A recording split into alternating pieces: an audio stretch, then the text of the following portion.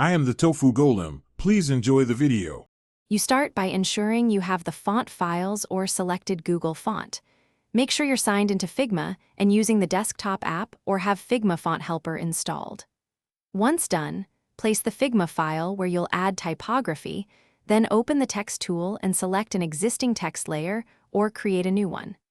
This first step connects your local resources to Figma. You need the desktop app or helper running, so Figma can detect fonts on your machine and list them in the font menu.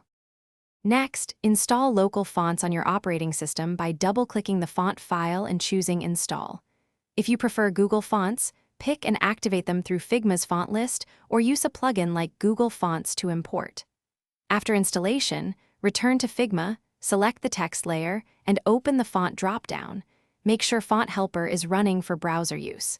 If the new font doesn't show immediately, refresh Figma or restart the app so it rereads system fonts and updates the menu.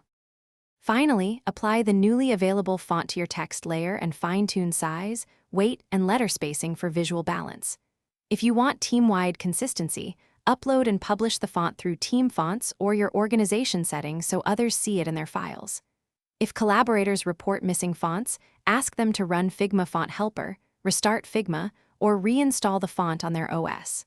One key troubleshooting tip: if fonts still fail to show, validate the font file isn't corrupted and reinstall it cleanly. Thanks for watching. Consider subscribing if we helped you today.